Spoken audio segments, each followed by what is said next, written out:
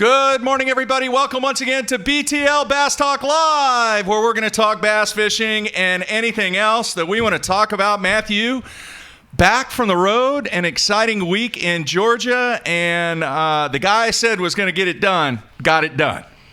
Justin Lucas closes the year with 5 straight top 12 finishes and blows the thing away for his first. Did I not say that? Angler of Did I not the say year that? title. Very impressive. Did I not say that? Yeah, you just said admit it. You said he was going to. Speak up. You're very quiet.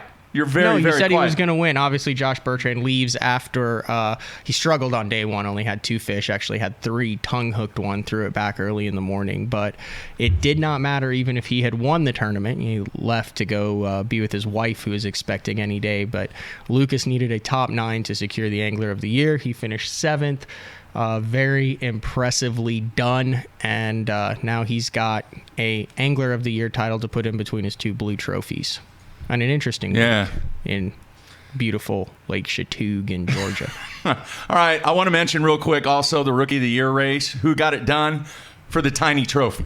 Jake Whitaker overcomes Roy Hawk. Remember, we had both of them on. Roy Hawk said it was one of the places that he came and actually practiced. Jake Whitaker has a lot of history, a lot of experience on Chattooga. It was like a 1-point race after the first day. And then Roy stumbled on the second day, came back with 15 on the last day. Whitaker grinded it out. The conditions were not ideal to what he wanted to do there with the dropping water and the boat pressure. But, man, I talked with him, and I'll have a feature coming out with him on Bass Zone here in the next couple weeks. But a very impressive rookie campaign for Jake Whitaker, who went out. We talked about he cashed the 5 in a row and then got himself some Angler of the Year money, got into the Bassmaster Classic next year, and is set up to make some money in this game for the next couple years. All right, man. Speaking of money, obviously with everything going down, we've got a great show today. We're going to have Boyd Duckett on here in about 15, 20 minutes, hopefully live via Skype. If not, he will be on via the phone. And a number of questions remain with the announcement of Major League Fishing, and we've been talking about that. And what we're going to do now is Matthew has put together a pretty good order of the events that have taken place over the past 2-3 weeks. It's a rough timeline. You kind of look at social media and look at some of the anglers who have come out and some of the questions that you see on all the message boards, and really it's and for me and you who are in the industry, it's kind of hard to get your head around everything that's going on from all the different aspects.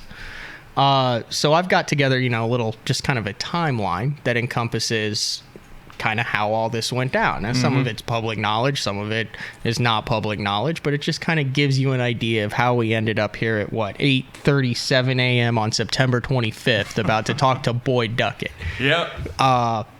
So, in 2018, and you kind of alluded to this and stuff, there were some rumors that guys were throwing around the idea of starting a new tour. No one really knew what it was, whether it would involve other entities merging, whether MLF would come out with something, but those rumors kind of ramped up as the season went on. So then July 25th, the Chesapeake Bay Elite Series event gets canceled. Remember, we went there, we flew back for 2 days. The meeting there, the angler meeting, was not, from what I have been told, did not go well. It kind of seemed like an opening. And then, on August 1st, the Chesapeake Bay was canceled. And there was a lot of, would you not say that in all your years of covering it, it was the most disgruntled you had seen a group of anglers that visibly voiced their opinion? Yes. I've never seen anything like that in my absolutely. life. Never seen them come out and say it. Absolutely. It says in their contract they really can't bash the organization. They were but there was very a lot of vocal. bashing. Yeah. So then on August 30th, FLW announces their partnership with the White River Marine Group. It's the Nitros, the Triton, the Johnny Morrison brand of boats, along with Ranger then. Yes. And then on August 31st, FLW has a press release that for the first time I think they've ever done it, they opened up priority entries to that top 100 and the qualifiers for the next year's tour, and they opened it up on September 5th, which was like 2 weeks after the Cup. Yeah. So that was super quick. early. So I know that definitely raised a few eyebrows. Then on September 11th, MLF comes out with the bombshell announcement, the Pro Bass Tour, 80 anglers and increased payout. Not a lot of details in it. A lot of quotes about kind of what their vision is for this tour. More coming out in the coming weeks. Then that same day, there were a couple really interesting meetings in like a 24, 48 hour period that involved like Johnny Morris and some of his representatives from Cronky and some anglers that were talking with some major buyers. And then Bass had a confidential video conference where Chase Anderson had all the Elite Series anglers on it and basically said, hey, we're coming out with something. We can't disclose anything right now. So that all happened September 11th and September 12th. That was a busy 24-hour period. Then September 15th, Bass released that 16-page, what they call the nitty-gritty, the next generation of Bass tournaments. You can go back and listen to the 40-minute show that we did on that. That was September 15th. Then September 15th and 16th, that weekend, somewhere around there, MLF had confidential meetings with anglers in select cities across America where they actually came in person, were presented with what this MLF Pro Bass Tour is, had the option to sign it, could also put kind of a hold next to their name too, give them a 14-day kind of grace period. So all that took place. Then on September 20th, FLW comes out with their press release. They called it an open letter to the anglers. And we need to talk about this later on in a different show, because I think it was really interesting. What they did was come out and say, we're not doing anything. We're sticking with what it is, with the same payouts, the same. We're not going to chase it. Good for them. They're doing what they're doing. This is us. This is how we do it. We're not changing anything. Mm-hmm. Then on September 21st, so this was during the AOY championship, MLF came out with details of the expansion. They came out with the payouts. They came out with the structure for the cups, for the tour, for the championship. A lot more details on that. Then that same evening, September 21st, which was after the Friday after the Bass Angler of the Year, because the Saturday was an off day, there was a meeting with Chase Anderson, the head guys at Bass, with all the anglers who wanted to come who were in the top 50 or could make it there. Then the last couple days, there's also been select meetings with anglers with Bass too. So that kind of brings us up to date on where we are. And like I said, there's a lot of stuff that's happened in between here that probably didn't make the cut on the timeline, but just from basically, I would say July 25th to September 25th, that's 60 days. Yeah. All this has gone down in 60 days. And, even me and you are still trying to process exactly what it all means. Well, I want to say this. I've actually spoken with Boyd this morning. He's running a little bit late. So as soon as we hear from him, we're going to get him on, hopefully live via Skype. If not, he will be via phone for this interview today. And hopefully we'll get a few more answers. Now, I do want to mention this, Matthew, the payback, which...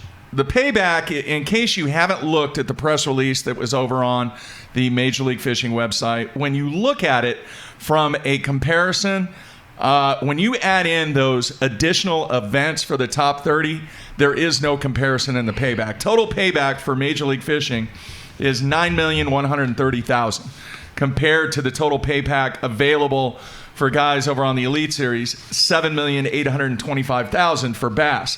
But when you break it down for those people that don't qualify for the top 30 on the Major League Fishing size, it's fairly even. I think it's off by maybe $100,000 in favor of a Bass. I think the total ended up being for the top 40 guys, or the bottom 40 guys over on Bass that don't qualify for the Classic. I believe potential total prize fund was $5.8 million.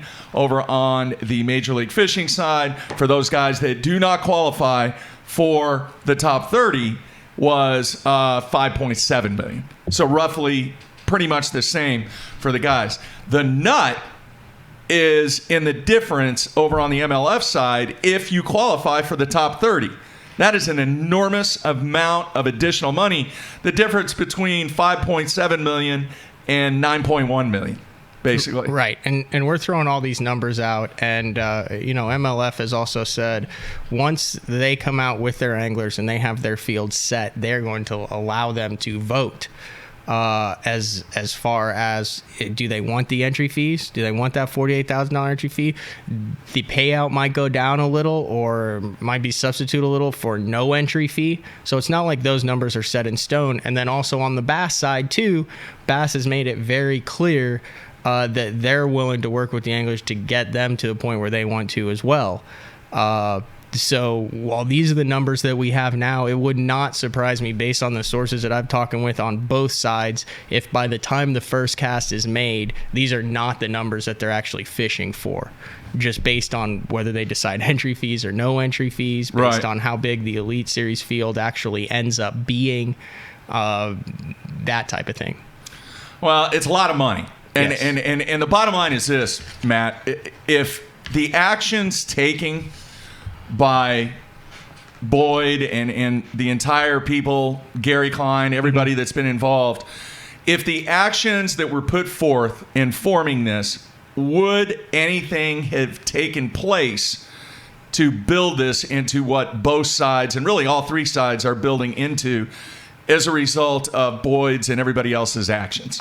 I will go to my grave thinking it would have been business as usual with Bass. It would have been the exact same thing. There would not have been a damn thing that changed. So regardless of how this shakes out or who fishes where or whatever, it's amazing for the industry. Let me just throw the numbers at you there, and I just kind of roughly did this, and I'm just taking Justin Lucas's last 4 tournaments, not including the 7th place from this last tournament. But in 2018 with Bass, he had a 2nd place there, and he racked off in the second half of the season for consecutive top 12s. He won about $60,000, $60,500. Now that's at a $5,400. That's not Boyd calling you, is it?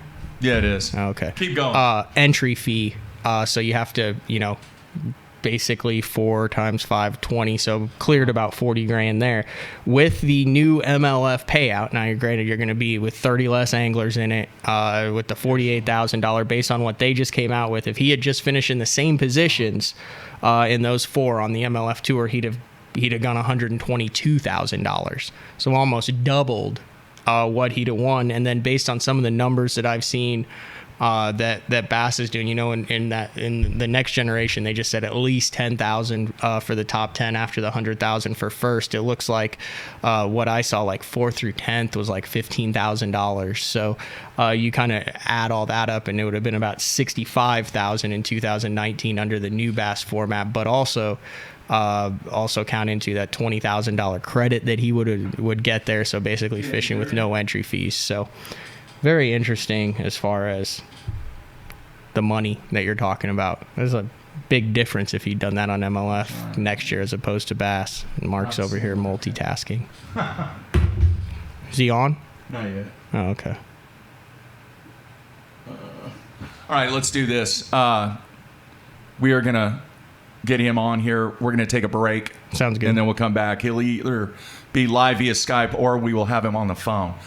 So, all right, man. We may go a little long today. You actually printed out the I did. questions that you're going to ask. These are, I have more, but these are 10. I've seen you print out questions, maybe 3 interviews in the past 10 years for BTL. It's an important show. Yeah. It is. So I want to make sure that, and I don't know if he's going to be able to answer these questions or not, but we will see. All right. Anything else, Matthew, as we go to break? Let me say this. Everyone wants to know who's going to go where, who's going to fish MLF, who's going to fish Bass.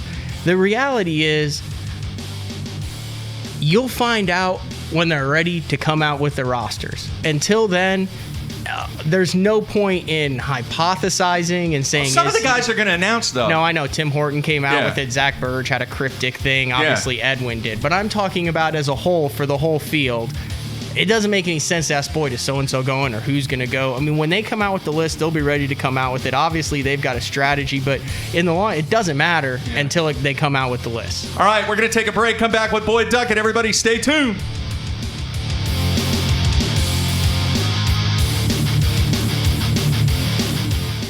The most versatile fishing machine on Earth. Unparalleled resolution and clarity, with more agility, lightning speed, and brute strength. HDS Carbon takes rapid response performance and screen technology to an all-new level. Maximized power, maximized visibility. See Structure Scan 3D, new dual chirp sonar, new live network sonar, and more mapping options, all at the same time and faster than ever before.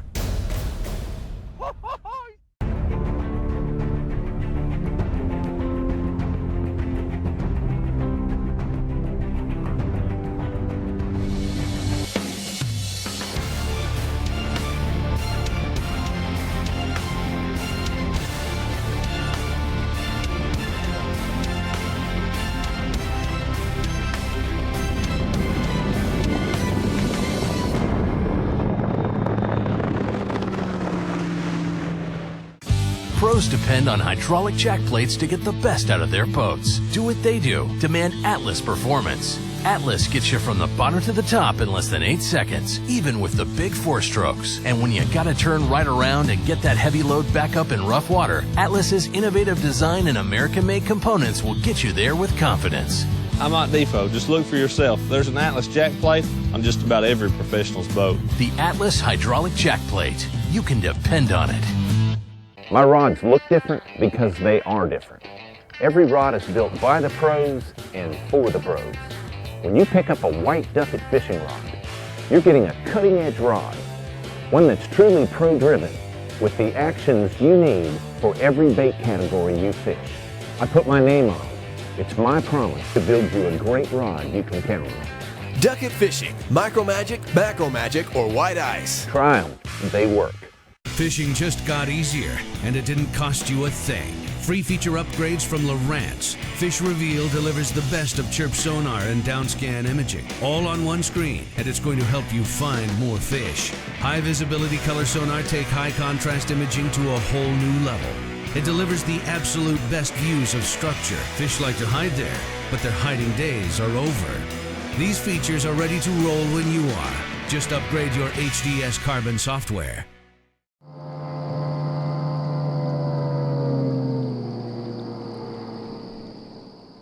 Hey guys, Russ Lane, Bassmaster Elite Series Pro. Man, I am so excited to be joining the AFCO Pro staff. They got some really cool, innovative products to help you have a more enjoyable, comfortable day while you're out there on the water. Really stylish, great functional clothing. You're gonna love it.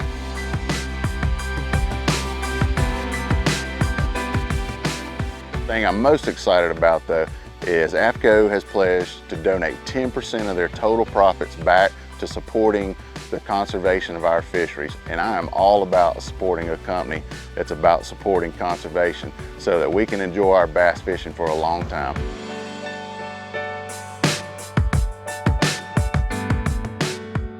Check us out, AFCO.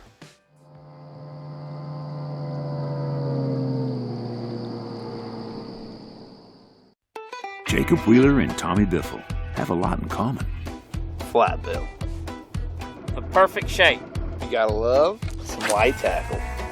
I know I have a spinning rod. I love my hammer crawl. Biffle bug. Rig. On a hardhead. Well, they could be twins. Bifflebug, Hammer Crawl, Hardhead, from Gene LaRue. Let me help you, man. Let me help that hat. Whoa, whoa. There you go. I already look better.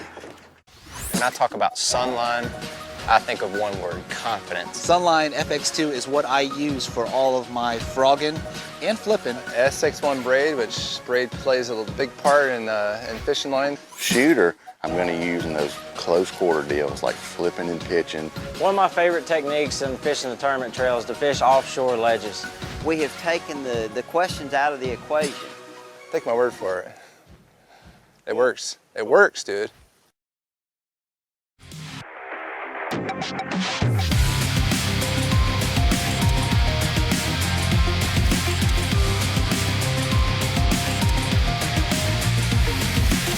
All right, we are back on a Tuesday, kicking off the week here, Mark and Matthew. Fun times in the professional bass fishing world, right, Matt? I think 26 minutes ago, Zach Burge headed to MLF. Really? Yeah. Tim Horton had a live stream last night. I know Evers came out. I know it's not really a true comparison, but it kind of is. When the guys make the announcement on what university that they're attending and they have the hats out. Is that what Tim Horton did? Is that what you were telling me? Yeah. He put the MLF hat on. No, he didn't have like the hats on. Oh, yeah, no, he had it. Is that what he he had did? his 2 jerseys and the hats, and he put the MLF hat on. So he did it like a recruit. Yeah, and he had it there in front of the desk and stuff. It was well done. And then he talked about it for a half an hour, talked about, how he came up. It's a good listen to. You can go over and listen to one of the guys who's kind of been in it from the start with MLF, and also played a big role in bass with the Elite Series trophies and the Rookie of the Year titles and the Angler of the Year titles. So that's a good listen over there. Tim Horton's archive live stream from his last night's announcement. But. All right. Well, we are ready to go live via Skype with the guy that is making this madness take place, Boyd Duckett. Boyd, how are you, man? Man, I am doing great. How you guys? Well, probably not as busy as you are. It was funny because Matt asked you the question when we were getting set up. How long has it been between ring times on your cell phone? What do you say, 60 seconds, 70 seconds? Yeah, 60 to 70 seconds is probably all I get in between ring times. So I had to turn my phone down. But, and really it's been like that more for probably 3 months than it has, you're just been aware of the last couple of weeks. So in preparation for this, we've been really busy, getting the partnership put together and getting the strategy completed.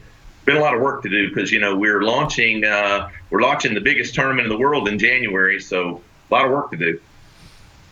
Matt, I've got a list of questions here. I don't know how many we're going to get to, Boyd, but let's do this. Let's start off.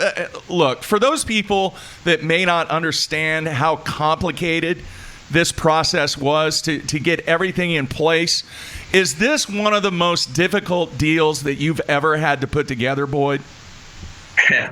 Wow, I guess so. Jim Wilburn and I have worked together for a long time at Major League Fishing, but now he calls me his work wife because whatever that means, But it's been a lot of fun, but it has been really important to assemble like all successful entities, like all successful businesses. It's all about the team of people that you assemble.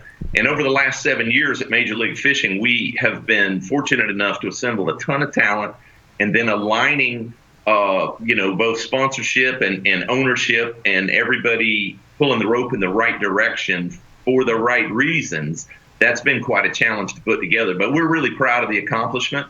I'm very proud of the way it's all been assembled. We're really excited, and I'm sure you got some questions about the details, but we're rolling, baby. Just a few. All right.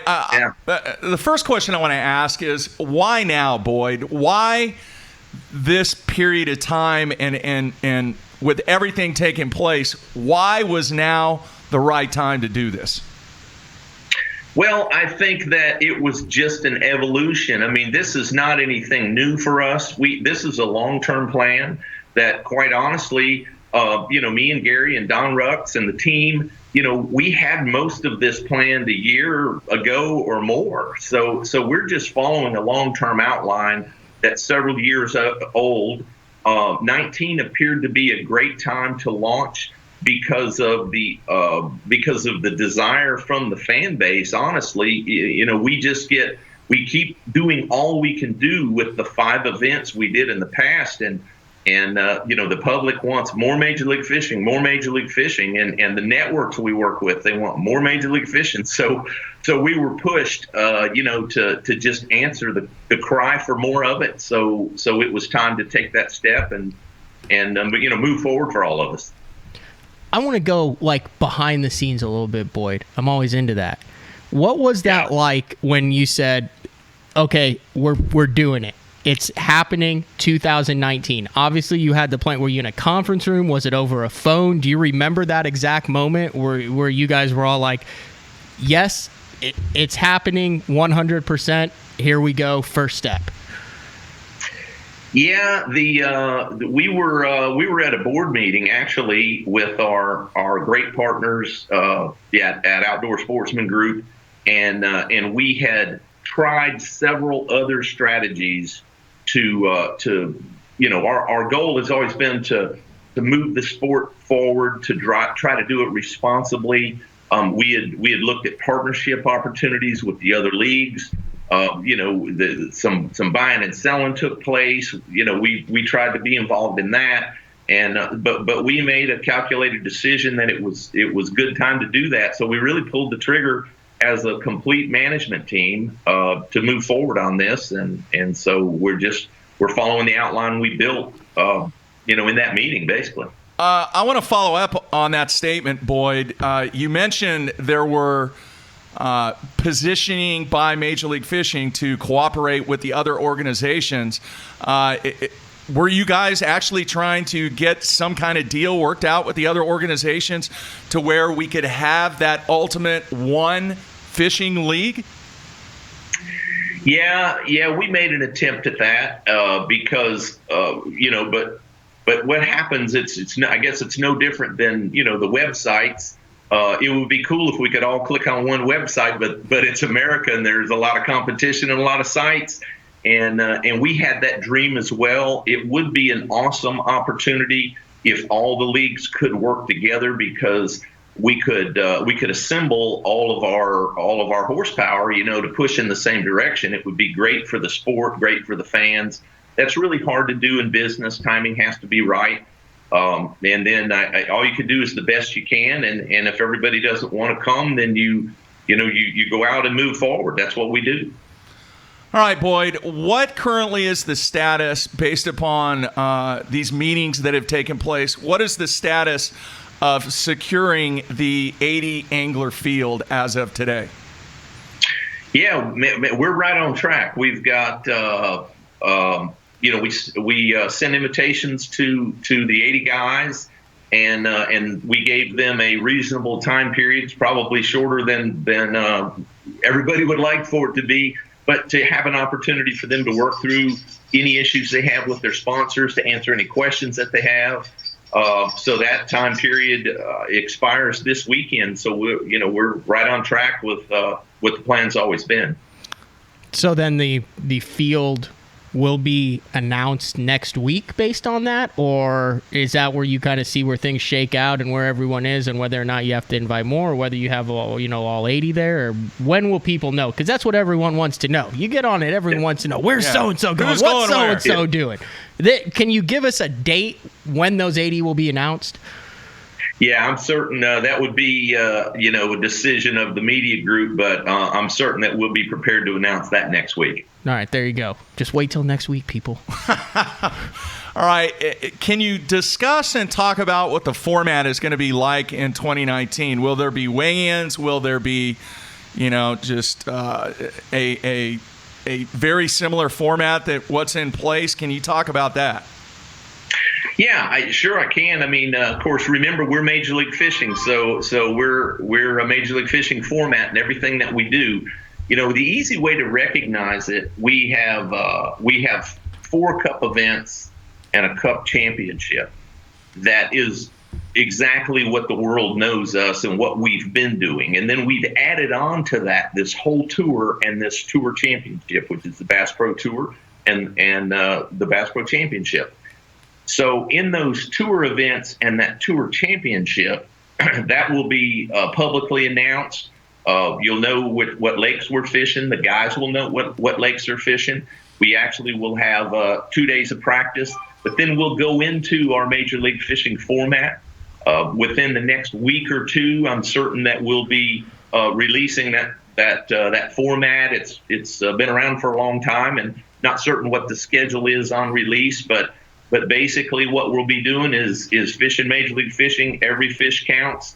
It's a process of elimination and cuts. I'm trying to make it to the sudden death day. Sudden death day, trying to make it to the championship. It's what we all love. It's what our fan base loves. It's Major League Fishing, 100%. And man, it's the most exciting thing any of us have fished, and for the fans, I think anything they've watched. So we certainly don't want to change who we are. That's what we're doing. Maybe I was just reading into what Timmy Horton said in his live stream last night, but one of the things that he did mention was, as far as the schedule, that It's kind of up to you on where you want to set it. I know Mark and I have talked a lot about with the Tour and the Elite Series schedule. It takes a lot of that fall bite out. A lot of those great anglers who would catch them in the fall and into the winter. There hasn't been many of those tournaments in the past, decade, Mark? Yeah. Is there a chance that you might see Major League Fishing 12 months out of the year, a December tournament, a November tournament, or is it going to be your pretty typical tournament season?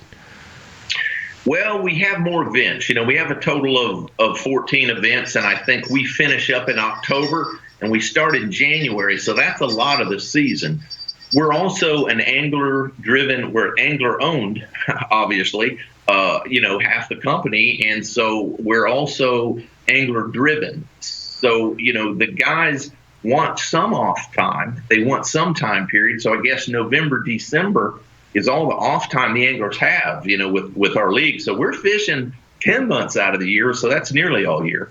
Okay. All right, Boyd, obviously with what has taken place with the Major League Fishing events right now, if any of the fans have watched it, there is an enormous amount of branding, and the branding is in alliance with the sponsors of Major League Fishing. Are the guys that are going to make the decision to make the move to Major League Fishing, are they going to be able to have a much greater opportunity to build their brand and showcase their sponsors, or are there going to be the same limitations that there's currently in place? No, this is the easy way to look at this. This is an expansion of Major League Fishing. So we have our 4 Cup events. We have our General Tire World Championship, which is our Cup Championship. Then in addition to that, we have all this new deal, which is the Tour and the Tour Championship. The Bass Pro Shop Tour is set up for, I thought I had that turned off. Bass Pro Shop Tour, is set up to be the highest league, unquestionably the highest level of professional bass fishing. It's the PGA. It's the Cup Series in NASCAR. All sponsors are welcome, all angler sponsors. They'll be in their wrap boats, their wrap trucks, their jerseys. And what we're trying to do to make it better for everybody is we're providing a media platform that's never been offered before. So the opportunity for the angler at Major League Fishing with this media platform, that's the real game changer. I mean, you've seen, I think we've released our payout, and you can see it's a substantial increase in payout. But for us to really move professional bass fishing exponentially to the next level, it has to come from creating a much larger fan base. This is all by design. It's not only good for the anglers, but it's also good for our partners that are involved in this. To do it responsibly, to do it so that we protect our fisheries, but we want to bring a lot more people into bass fishing. And you can do that through the vehicle of television. So that's the long-term plan, is to provide this platform that, from an angler perspective, that's a great opportunity. It's an unmatched opportunity, and it's many times multiple. When you see what we're doing in television, it's never been touched at this level. So for an angler to have an opportunity to increase his sponsorship value, that's the big deal here. 3 times payout, that's unprecedented. I know we're paying the most that's ever been paid, but that's not significant by comparison to these anglers getting the opportunity to have this media platform that is many, many times greater than they've ever had. So in the coming years, you'll see anglers that move to financial levels they never dreamed possible. That's the vehicle for that. Then beyond that, part of this dream is to bring a lot more people into the outdoor space, to make them aware of bass fishing, to hopefully make them interactive into bass fishing. And that's where our dream is so valuable for everyone that participates in the fishing industry. Let's just say we could double the number of people that are involved in fishing. Well, for you guys, that should double your viewers. And for boat and motor manufacturers, that doubles their sales. And for rod and reel manufacturers, that doubles their opportunity. That's the big picture thinking of what we can do to elevate our sport. I'm not saying that's guaranteed to happen next year. What I'm saying is that is our vision, and that has been our vision for a long time, is to rise the tide in the fishing world so that everyone benefits. And we are investing, we're probably the only ones that we are investing tens of millions of dollars to try to accomplish that. And you'll never get there if you don't try. So that's the goal of Major League Fishing. The result of that will be great television shows for the fan base and greater opportunities for those of us that work in the fishing industry. But make no mistake, none of this is by accident. This is a management plan through the partnership of this organization that was developed to benefit the entire fishing industry. And I'm very, very proud of that. It's a lot more than a tournament circuit. It's a lot more than just good for anglers. It's good for all of fishing, especially all of bass fishing. And that's been the goal from the beginning. One of the things that I find interesting about this is you have the 8 events, then you throw in the championship, then you throw in the world championship, then you throw in the 4 cup events, and you have the potential that if you're favorite angler, let's say a guy who just announced it, Zach Burge, goes out, has a great year, he's fishing roughly 50 plus days a year with this, between the 8 events and then all the cup events and all the championship, which is a lot more than you're talking about on an FLW or an Elite Series level. So you're getting a lot more fishing. So you're also going to see how they stand over their stamina over the longevity of it instead of in a short term. But on the other end, let's say you have a guy who goes out, fishes the 8 tour events, and just sucks, Boyd. Doesn't catch him. How many days is he going to be fishing? Because on the Elite Series right now, you're looking at 18 days for your 50 grand, for your 45 grand, 18 days. What's the minimum worst case scenario MLF angler out there? Because it's going to be someone's always does it. I mean, it's happened every single year there's been professional fishing. Someone has a horrible year. Yep, that's true. Well, I guess if you did horrible and you didn't make any cuts ever, every angler would be guaranteed 2 days at each of the tour events. Okay, so I guess that would days. I guess it'll be 16 days. And if you didn't qualify for the championship and none of the cups or any of that stuff, so I guess you could fish a minimum of 16 days. Okay, so FLW Tour 7 times 2 is 14. Mm-hmm. Elite Series right around there. So the same number of minimum days on all 3 platforms that will be available in 2019. But one thing that I just noticed, and I didn't have this down in my notes or anything, the plus side as far as how many more days you will be fishing with the MLF is vastly superior. It is, and the opportunity to make more money when you have good events, if when our payouts published, so you can play with those numbers and look at them any way you want. But as you continue to succeed, and the deeper you get, and as you qualify for cup championships and tour championships, there's a lot of money available to the guys. So economically, it's a big boost. It's a big first year boost for all the guys involved, year one. And then, of course, the long-term value for the anglers is this tremendous media platform, which is not only valuable for the anglers, but everybody involved. So that's the cool part of this. It's, you get a short-term boost in your paycheck, but what a great opportunity for professional anglers to make it to the big time financially. I mean, this platform is going to make that available for them.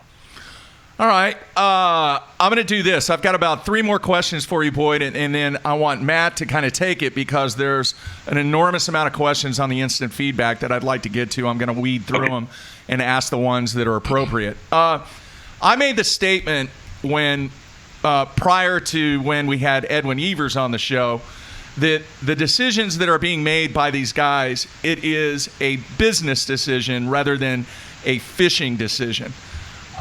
When you make your pitch, or when you're in these meetings, or when you talk to these guys, do you really try to stress that this is a business decision rather than a fishing decision because of the amount of financial opportunity that exists with what you guys had put into place?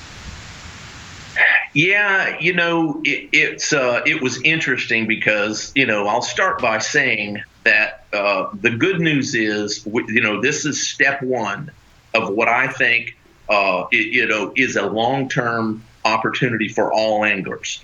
Major League Fishing will grow. There'll be more opportunities for more guys to get involved in the future. But the hard part was trying to pick 80 guys. There's 350 professional anglers. I read that somewhere, 330 or something, and a lot of great fishermen. But we can't succeed with that number at the highest level. We believe that we have the perfect level because it fits our media platform, which is critical for the growth of the sport. So in the process, trying to figure out how to get the right 80 guys that want to join hands. And I'm going to take a minute and talk about that. You haven't asked that question, but I've had that question. It may be in your question. It's on the list, all right? It's on the list. It's on the list. I'll hit that. I'll hit it while I'm thinking about it.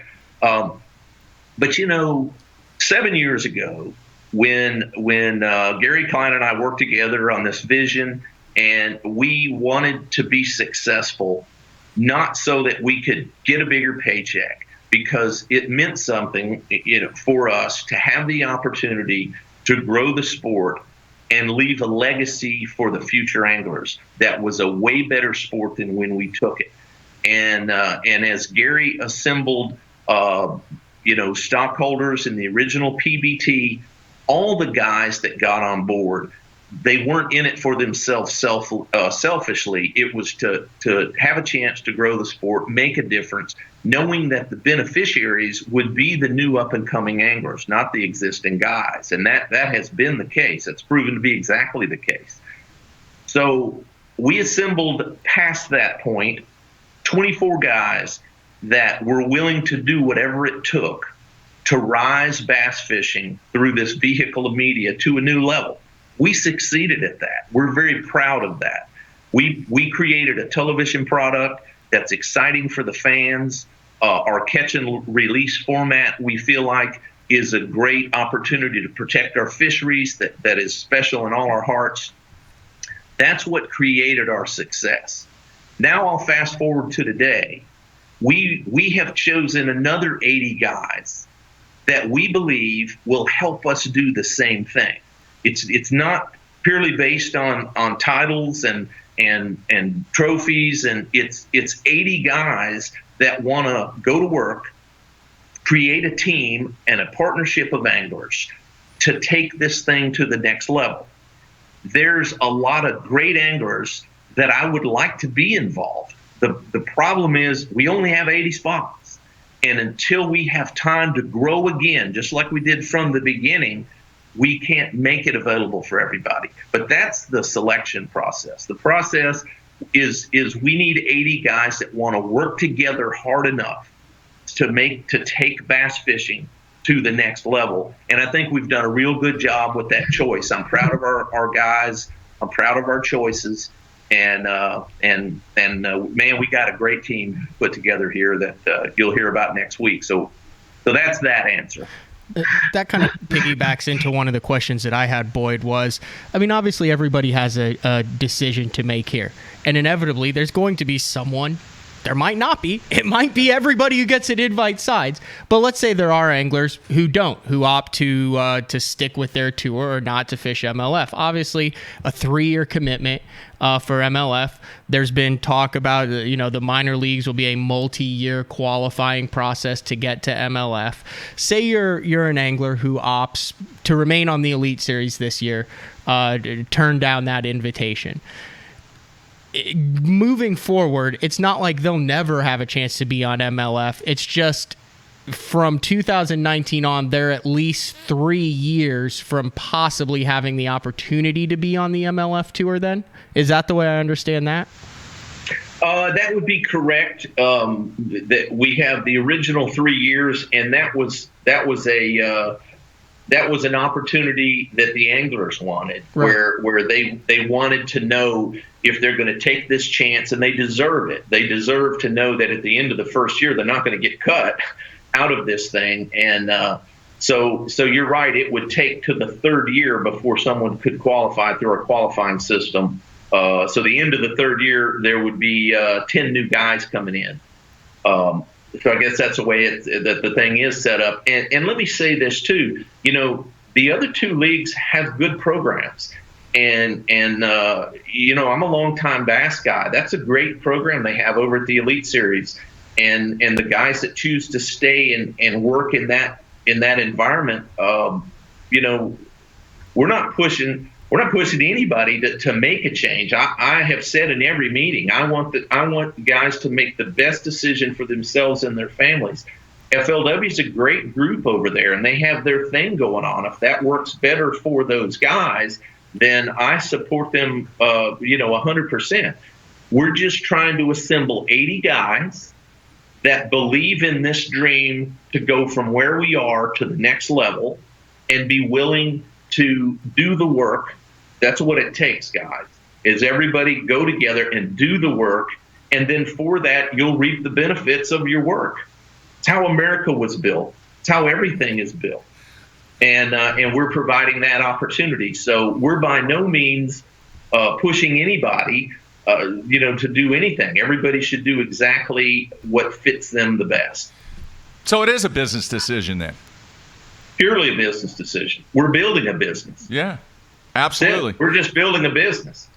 All right, one more question, and then I want to go to the instant feedback, Boyd. I know that with the content that has been placed out, the information that's been thrown out, the live aspect of what you guys are going to do is going to be critical. It seems like to me that you guys are investing a tremendous amount of money in the live product. My question is there a point where the live product becomes saturated? In other words, are the people that are going to be watching the live product on a Major League Fishing perspective going to be the same people that are watching what is taking place over on the bass side, which is going to be the same people that are watching the same thing over on the FLW side? Is there a point where there is just too much live content? Yeah, that's a good question. Live is extremely popular, obviously, and we have plans to do more with live than what has been done in the past. I can't emphasize enough, with the opportunities we have with our partners, with KSE and their involvement in the sports world with all the professional teams and their experience with that production. They live in a different world, quite honestly, than we do here in the fishing industry. So we're going to lean on some of that talent to create, produce, and provide a live product that's second to none. I don't know what the answer is to what total saturation is, but remember at Major League Fishing, we're the guys that are out investing with all of our programming on the Discovery Channel. We're on CBS Network. We're on CBS Sports. We're on networks beyond, Outdoor Channel, which is everybody's favorite in, the endemic network, as well as Sportsman and World Fishing Network. But we're out here, by design, looking for a new customer base, new people to bring to this sport. And I'm certainly hoping that we will convert those new eyes to live. That's part of our business plan. So we expect we can expand the live audience through our business plan, which is beneficial for everybody in the sport. There again, let's bring more in here. Let's make this Thanksgiving dinner better for all of us.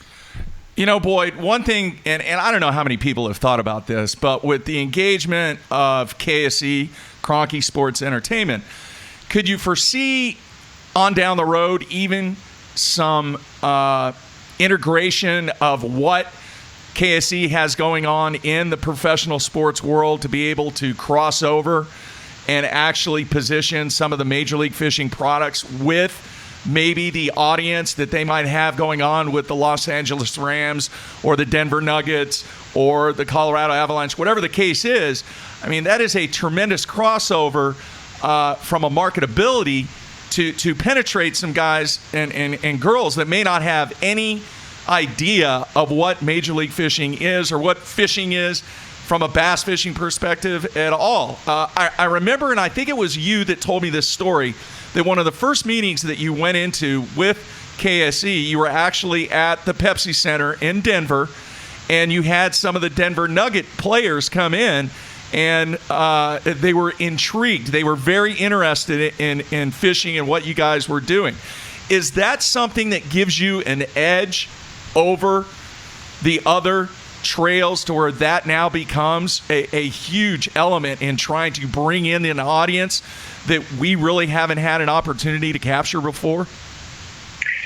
Yeah, it's interesting, all the opportunities that we have. Let me answer that first by saying that, we don't really feel like we're in competition with the other trails. We have a long-term mapped business plan that's several years old. So I don't want to, misunderstand that we're trying. We're really not trying to compete with anybody. We're trying to do something that's great for everybody that's in the sport.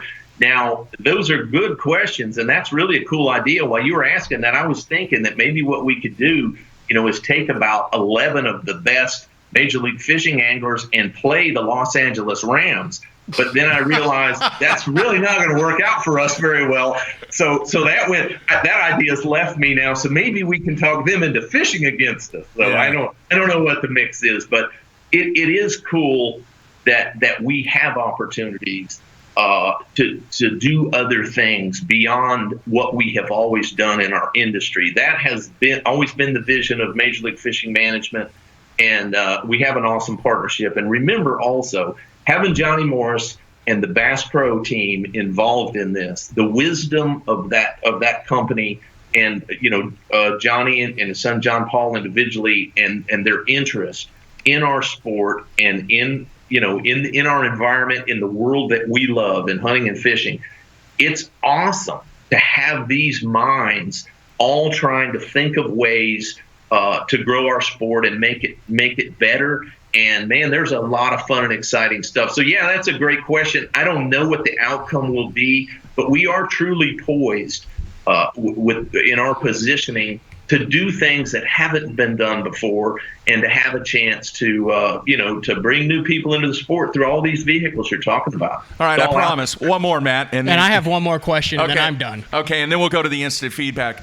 Who is the most powerful person in the bass fishing world, Boyd? Am I supposed to say Jerry McInnes? I just want to know your answer. I don't know. I'd have to think about that. I don't know that.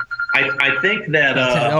That's who's calling right now. Whoever that is. That's who's calling. No, that was Cronky. Line. That was Cronky. You just hit the ignore button. Yeah, that's exactly right. It's not about who the most powerful person is in the bass fishing business. It's about the most powerful team in the bass fishing business. I think unquestionably I can answer that the team that we've assembled in Major League Fishing is unquestionably the strongest team in the fishing industry by design, and that's no disregard for any of the other leagues that's out there. It was assembled for a different reason. It was assembled to try to go from here to here. And there's a phenomenal amount of horsepower available in our management team and the partnership we've built with the anglers, the Bass Pro Shop Group and their management team. And it's being done for the right purpose. So I would say the most powerful person in bass fishing is that team. Okay, Matthew? This is probably the question or the comment that I've gotten most since all this came out in all the conversations that I've had with people across all different platforms. And I can't tell you how many times I've heard people go, yeah, but bass still has the classic. They're still the classic. They're not fishing for the classic. And I understand, I'm hearing what you're saying about how you're not in competition with them. You're doing something totally different. But how do you draw the interest, regardless of whether it's you or a KVD or who it is that's fishing for it when you're not fishing for the classic, when for 50 years that's what's been drilled into everybody's head to be the crowning achievement in this? The Bassmaster Classic is the gem in our sport. There's no doubt about it. And everybody that's ever fished it has an appreciation for the heritage of what that event means. And I don't think there's any lack of appreciation for the Bass brand and the years it took to build that heritage. And I'm very proud to have participated in every one that I've had an opportunity to. But that platform that exists with all of what's out there, including the Classic, our dream is larger than that. Our dream is to have the opportunity to create an even higher level. And that's not to disregard the Bassmaster Classic or any of the things we've done. But we're not afraid to dream big, and we're not afraid to put the time and energy into taking the chance. So there really is no comparison. I think everybody in our group has full respect for, not just the Bassmaster Classic and the Bass brand, but even, the FLW brand and the Redmans and the way that they got everybody into fishing. And that organization has a lot to be proud of. And we're not competing with those guys.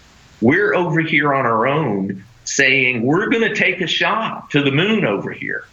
And it's no disregard to, the old Daytona Speedway. Daytona started on the sand, and that you have tracks that have history, but it doesn't mean you stop.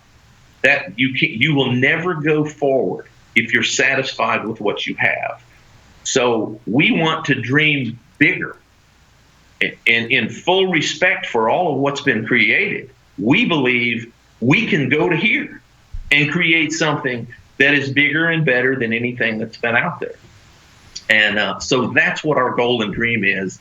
And that's our position. And why sure wish I could win one more Bassmaster Classic, but while we're on our way. Yeah, I'm with you. All right, I want to go to the instant feedback now, and it's been blowing up the whole show, so I apologize to some people if we're not able to get to your questions. A number of questions, Boyd, about a feeder system. When do you think that will be formed? Will there be a grassroots function of Major League Fishing? And when do you see any announcement coming out as far as a AAA or AA version? Yeah, absolutely. We have plans to make Major League Fishing available for everyone. Now, it's been quite a challenge to get to what you see where we've taken on for 2019, and we have some time for all that to develop. And so as we finalize those plans, that will come out. That's not something, none of that will happen in 2019, but we have full plans to make all of that available. Our feeder system, more specifically, for the Major League Fishing Tour, the Bass Pro Tour, and Cups and all of it, that will be developed and in place in the third year, because those qualifiers will have to fish in that third year to feed the tour. At the end of the third year. So that timing is obvious, and details of how that will be established. And we're really hoping to make that next tier be a little stronger than anything that's out there. I mean, that we have big plans to make that better than it has been offered in the past. So later in the year, you'll see some announcements about that, but it's fun and exciting. It's all in the master plan, and man, we're going to get there. We're ready. All right, Frank in Michigan wants to know, during an event, is there going to be an opportunity for fans to interact with the guys that are participating? Absolutely.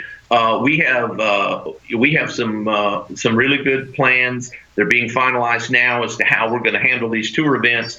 But we want to have big fan interaction. We have great plans for that.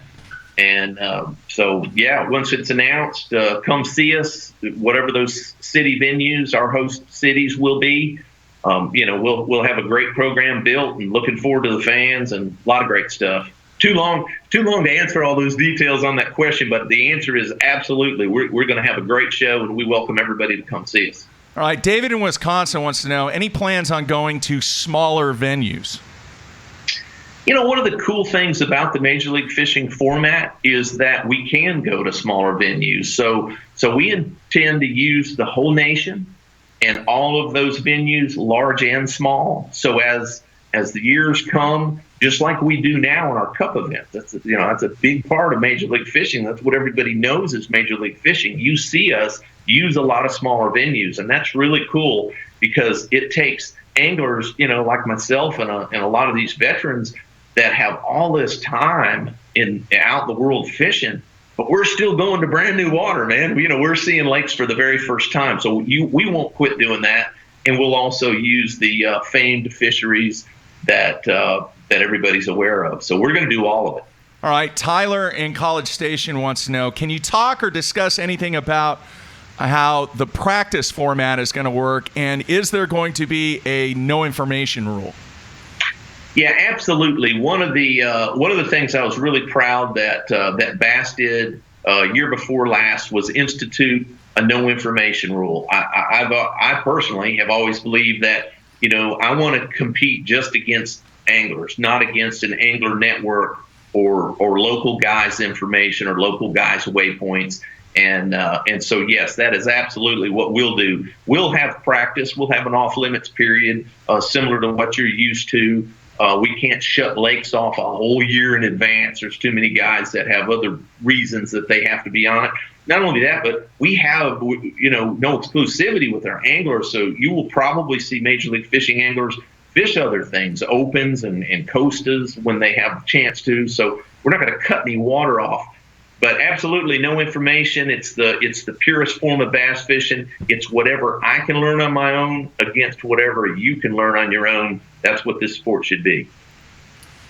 All right. A number of people want to know, will there be a fantasy fishing competition for these events? Yeah, that's a great question. That's not one I have an answer for. But I guess if the fans are interested in that would certainly be something we can put some time and energy in. We've come a long way in a short period of time, but we don't have all the answers yet. Give us another month or two. No one asked that, Boyd. That was Mark asking that because I just posted it. He won our high stakes. We have a high stakes fantasy fishing league called the Benjamin Franklins. And Jeffries picked his team for the Chesapeake Bay.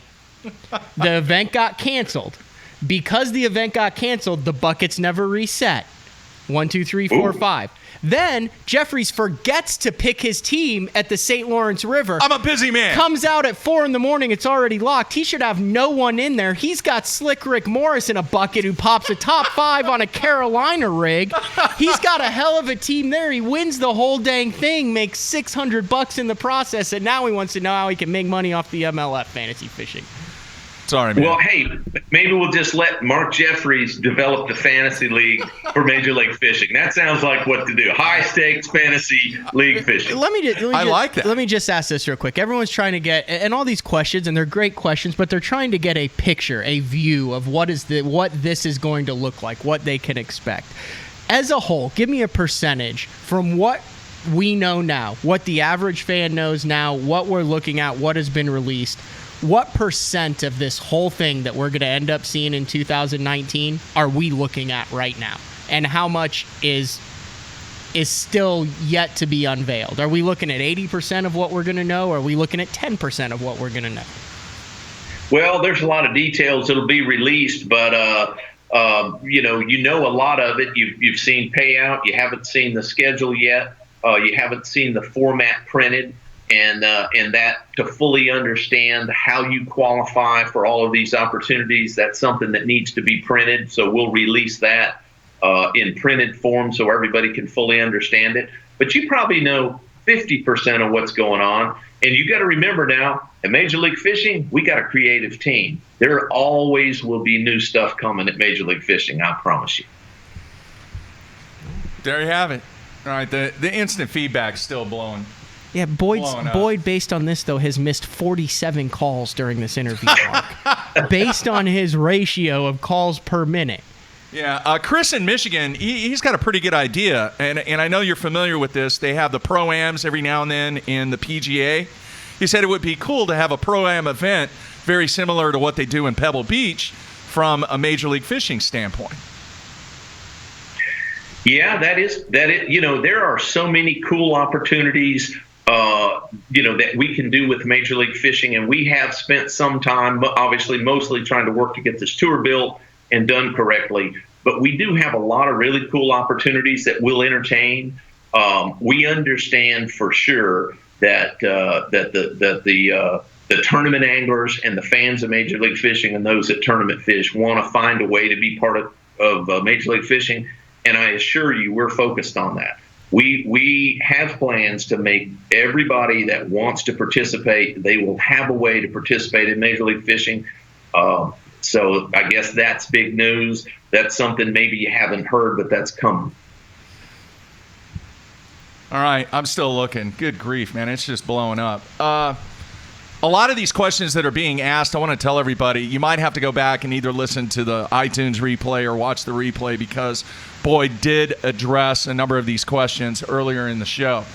There have been a few questions, Boyd, about wanting to know how difficult it was to choose that field of 80, and did you have anglers come to you and they just weren't part of the 80 that you guys wanted? How difficult was that for you? Yeah, that was difficult. You know, like you said, we talked about that earlier, and one, you know, probably one of the hardest things for for Gary and I as anglers was to try to work with the selection group. You know, we didn't do that individually. You know, production obviously was involved, and the rest of our management team. You know, we wanted to respond to what sponsors want, because that's important when you run a business. But the key element here was to make sure that we chose 80 guys that would understand that we have a workload in front of us. Okay, this is not a show up and fish league. This is a group of guys that have the dream and are willing to put the time and energy and workload into taking bass fishing to another level. That's how we did it the first time, and that's how we'll do it this time. Now, with that being said, there's 80 more anglers that you know, I mean, we get the calls every day that would also like that opportunity. Unfortunately, we're doing the best we can, and right now it's only available to 80. And there's a lot of very deserving anglers that I would love to be part of this. It's just there's 350 professional anglers and there's 80 spots, and so we did the best we could to do that. But we're also conscious of the fact that as we get there, this will be available to all anglers. Okay, there's nothing closed about this. We have an aggressive feeder system, and as we build this, it's for the purpose to make it available to all professional anglers. So over time, everyone will have that opportunity to get involved, performance-based, and that's what a true sport is supposed to be. All right, David in Augusta, Georgia wants to know, will there be opportunities to be officials for the 80 guys, or will you be traveling with 80 guys to every event?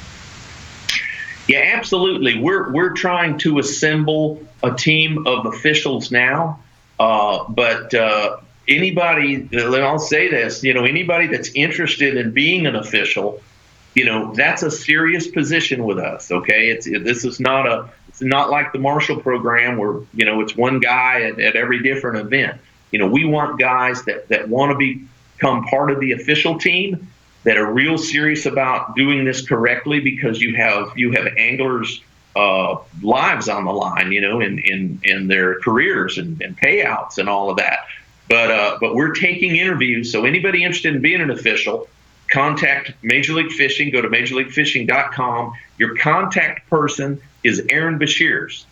So write that down, contact Aaron Bashirs, and he'll tell you the whole process on how to become official for Major League Fishing. And we want to have top officials just like we have top pros. So we're working on that now. All right, final question comes from Matt in North Carolina. He wants to know, are you going to be one of the 80 guys? It's a good question. That would be a twist. Yeah, that would be a twist. I'm staying on the Elite Series. Yeah, I'm the only guy staying back at the Elite Series. I want to go to one more Bassmaster Classic. I just got rid of everybody over. Hey, come on, man. He was referring back to running the business rather than being one of the 80 guys. But I hear you. Well, knowing my history, I'm a guy that likes to do it all. I generally have multiple businesses as well as a full-time fishing career, so I'm not ready to quit yet. But I want to experience this new event. Don't know how much longer I'm going to do it, but for now, yes, I was lucky enough to be chosen as one of those 80 guys. How about that? Congratulations. All right, last question. I want to ask, and I know you've been super busy, but did you get a chance to see any of the highlights or anything that went down with what Tiger Woods did this past weekend? I just saw highlights on television. I saw that he won, and and for all of us that are sports fans, there's nothing we appreciate more than to see a dominant player struggle with health issues and all of his issues, and that long trail. What's it been? 4 or 5 years, long probably time. 6, yeah. And to see him come back and get back to the top and win, I think that's fun for any of us that are sports fans, whether he's your guy or not your guy. It's like watching Nicholas win in '88. Win the Masters one more time. I think that was in 1988. Maybe I'm wrong on that, but I don't think there's anybody in golf that didn't appreciate watching that happen one more time. So yeah, it's fun to watch Tiger win. All right, anybody going to beat Alabama? Good luck with that. Yeah. Alabama has so much strength, and any given Saturday, there's a lot of great football teams out there, and you all know that I'm a big football fan, well beyond, in all divisions, not just, in the SEC. I watch a lot of football, and I like it. But to try to be as legitimate as possible, man, Nick Saban's won championships with a lot lesser teams. They are powerful guys this year. It's phenomenal. So yeah, it's football and anybody can be beat, but you better bring your A game because they're strong this year. You asked the wrong question. What's that? You should ask, is Tennessee going to beat anybody this year? Yeah, I appreciate you giving me a little break on my volunteers, on my Tennessee Volunteers. And all I can say is, we're struggling. Whoever's out there, whoever your team is, you've lived through the years that I got with my Tennessee team right now. But maybe with Jeremy Pruitt, maybe some of Nick Saban will rub off on Jeremy Pruitt. That's what we're all trying to do in college football now, is hire anybody that's been around Nick, hoping he can bring some success to their team. But we're pulling for the balls. All right, Boyd, thank you so much for taking time out to answer numerous questions, and you hit 9 out of 10 on the list that I had. So awesome. You kind of covered the other one too, so I'll go ahead and give you 10 out of 10. But greatly appreciate your time. You are welcome on this show. We love having you as a regular, and hopefully that will continue. And you can pass along your insight on so much stuff that's going on in the world of professional angling and the business of professional angling. So best of luck to you, and we'll get you back on here in 2 or 3 weeks. Awesome. I'm always looking forward to it, and a lot of fun stuff here at Major League Fishing. I appreciate you guys be interested in us, and a lot more to come. So, keep your eyes and ears to the ground. All right. We'll talk to you soon, Boyd. See you guys. All right. Take care. There you have it. Boyd Duckett. And what'd you learn? Wow. I got most of my questions answered. I kind of had an idea that he was going to go down the path that he did, and gave us a little bit of insight, but there are still numerous things that need to come to the forefront. 50%. We know 50% of it, Mark. Yeah. It's time. Here's what is just still hard for me to wrap my head around, is that their vision, what he said, and I don't want to direct quote him, was bigger than the Classic. You know, I mean, they're thinking big. They are thinking big, like past comprehension, because I'm really only able to comprehend what is real. Yeah. You know what I mean? Obviously you have dreams and stuff like that, but obviously their vision is beyond that. And right now the pinnacle is the packed stadium, the confetti, the fireworks, and the Classic trophy over the head. Yeah, look, there were a number of questions on the instant feedback. Guys and girls wanted to know, hey, how come so-and-so? How come Angler A didn't get an invite? Why isn't... Look, this is not the platform to ask those kind of questions, and that's really the business of the individual that either did or did not get the invite. Now, do fans want to know? Obviously. But it is up to that individual to go on social media or send out a press release and say, this is why I'm doing what I'm doing. There will be a lot of those over the next week or two. You will not be able to log on to Facebook. You will not be able to open up your Instagram. You will not be able to go anywhere without seeing someone with a major announcement. Yeah. So... Get ready. You're asking for them now. Yeah. They're about to happen. They're coming. I mean, obviously, with what did he tell us? Within a week? Mm-hmm. Is that what he said? The roster should be set? Yeah, I mean, they only have, I think 4 more days until Saturday or so before that 14-day period is up. So. Yeah. So we shall see, folks. Where are we going with this as far as the show now? Are we going to try to go... Well, here's what... Well, no. I've already reached out. We are already working on getting a date for a BASS representative to come on the show. We were going to try and do it on Thursday. Unfortunately, we cannot do it on Thursday. You know why, Matthew? Why? What is Thursday? I have no idea. It's the Hall of Fame ceremony. The Bass Fishing Hall of Fame ceremony in Springfield. So I am trying right now... Tentatively, very tentatively. For next week sometime. We're trying to do either Tuesday or Thursday with Bruce Aiken or Dave Preck. One of the two. Next week. Okay. All right. So we want to give them an opportunity. By then, think about when we have one of those two individuals on. Fields should be pretty close to being set. At least the 80 guys on MLF, maybe the 80 guys over on the Bass side too. So a lot of discussion to take place. But right now... I don't want anybody to get hacked off at me because I didn't ask Boyd Duckett, hey, how come Angler X didn't get an invite? Yeah, you will know. Folks, this is moving so fast. I mean, look at that just in the past 2 months with that and then on a daily basis. So, I mean, it was just a couple weeks ago that we had Dave Mercer on and the MLF thing dropped, 25 minutes after his show was over? Yeah. And all this has gone down in the past week, so. Yeah. There's an interesting feedback from Cuss in New York. He said, seems like Justin Lucas is getting the short end of this because he had a tremendous season. I mean, come on. We kicked off the show by giving props out to Justin Lucas. I was at that tournament, and no disrespect to Justin Lucas or who's really getting the short end of it is James Elam because he wins a Blue Trophy, wins an Elite Series tournament, and doesn't get the cover because it's all about Lucas and the Angler of the Year and all that stuff. But I mean, all those guys still have decisions. I'm not really sure. Neil, I don't understand your comment. I'm not going to post it. I'll show it to you later. No, he put a comment out there, and Neil, elaborate. But I don't really understand. We were there at the Angler of the Year Championship. I was there. Dave was there.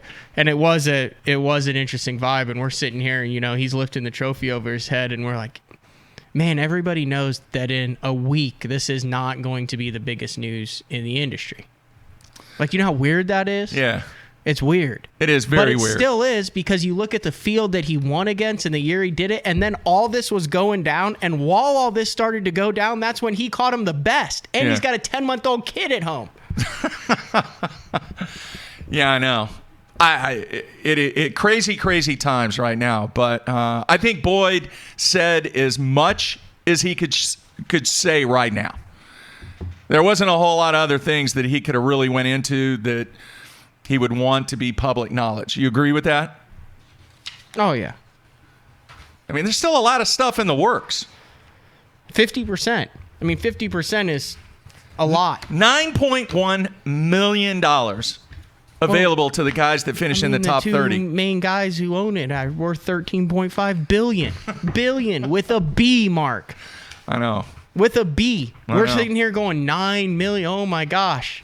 That ain't nothing. I know. The whole thing isn't it. You know what else? And we're going to wrap things up here, folks. I did get the opportunity. I have ESPN Plus now. Right. Do you have that? Do you know what they're doing? You pay $5 a month. You can watch it anywhere. And they have some other features. I actually took the time to watch a documentary, and I truly believe it was the best documentary that I've ever seen. And it was on Bobby Knight, and it was his last... Really, the guy that broke the story on the video, do you remember the guy that got choked? Yeah. In Indiana? You love the screwed up coach documentaries. The guy that worked at CNN that broke that story is the one that did the documentary. And the way that he did it and the way that he constructed it, and dude, I had a tear coming down my eye, down my cheek, because of what took place in that documentary. I had no idea. So I am highly recommend. I am not a Bobby Knight fan. In fact, I have some very personal feelings about some of the stuff that Bobby Knight has done in his career. Me being a coach and a teacher, but an incredible basketball mind, but some of the stuff that he did and some of the showcase activities in this documentary about the kid that he choked really caught me off guard. And it's one of those documentaries or movies that you're so into. So I would highly recommend that. Here's the other thing. The reason I mention that is how cool would it be 20 years from now? I won't be alive. You might be. 20 years from now, you need to go back. And if the players that are involved in this entire situation are still alive, Matthew, I'm telling you, you need to go back. You need to do a documentary on everything that has taken place over the past year. Why do you think I was there with a camera last week, Mark? Not now. Why do you think I was there last down week? the road. What do you think I was doing? I would be fascinated by some of the stuff that people will discuss. I've already got people lined up for interviews. 20 years from now? No, a year from now. See, I know that's good, and I know, but I just think the growth and the maturity of the product, this Major League Fishing and the way that the game has changed, the evolution of the game over the next 10, 20 years is really going to be the story to be able to go back and tell. And let me say this, and I learned a lot today from what we heard from Boyd, but Bass is not throwing in the towel on this, Mark. No, and we're going to get, like I said, we're going to get them on hopefully next week. It sounds like they're very committed, not just for next year, but going forward beyond too. So and that's the big thing right there. Would you call them chess moves? Would you call them? It's not checkers moves. Maybe, but they're the moves are not done. Business. They're not done, and I agree with you 100%. I don't think they're rolling over. I don't think they're playing a game of Battleship either. I mean, they're not sinking the battleship yet. You know, they're not calling out numbers and putting the little pegs in the battleship. And here's the other thing: are they in competition? Because Boyd made it clear that he said they're not trying to compete with Bass. Yes, they are in competition. All right, they are. And the interesting comment, one of the interesting comment that Boyd made was about how they tried to get together and I'm going to have to go back and listen to the replay to listen to what There's an interesting line in there. A very interesting line that was made early in the show when I asked that question. And will we ever know? Dude, I'm telling you, 20 years from now, make a documentary, we will probably know what that. MLF is doing, badass. They have changed. And Boyd, they've changed the whole thing. And when it comes down to it, you look at what Boyd and Gary have done for the anglers moving forward for the history of professional bass fishing. Yeah. They cannot get enough thanks from the anglers in it because of what has happened. It's just over the past 3 or 4 months, dude. Absolutely. Vision. Now, here's what I'd like to do, Matthew, and I don't know if you can pull this off. Hopefully we can. I'd really like to get Justin Lucas on Thursday. Let's give him the props that he deserved for the year that he had. If his schedule works out to where we can get him on Thursday with all this other craziness that's taking place, I do not want to take away what he has accomplished this How year. about if I put a stipulation in there? Angler of the Year questions only. For Justin Lucas. Yeah, I like that. Because who knows when he's going to make the announcement on what he's going to do or whatever. I want to have Thursday's show, if any way possible, focus on the accomplishments of what Mr. Justin Lucas has done this season. And unbelievable season. Thursday, if we're not able to get him on, obviously we'll have whatever the latest breaking news is as far as if there's more MLF, more Bass press releases, announcements, information. But it's over with now, Mark. The year, except for the bracket. But, I mean, the tournaments are over with. That bracket's a one-off thing. Yeah. And we'll kind of do a year in review and go back. You know, I was actually talking with Dave Pratt. I said, man, you go back to January and look at what has happened in this industry from then on out. It has been insane. Crazy. So that'd be a good kind of recap, too. But I will do everything in my power. I mean, heck, he might have pulled an Iconelli and be on vacation in Iceland. He might. But see if we can get him on. I do not want to take away anything from his accomplishments this year. All right, great show. Want to thank Boyd Duckett once again for being on live via Skype. Everybody, we will continue to watch the development of everything that's taking place. Obviously, guys making announcements from this point forward, probably over the next 4 or 5 days. Agree, Matthew? Yep. All right, good job. Everybody be safe. We will talk to you on Thursday, hopefully with Justin Lucas. Everybody, stay tuned.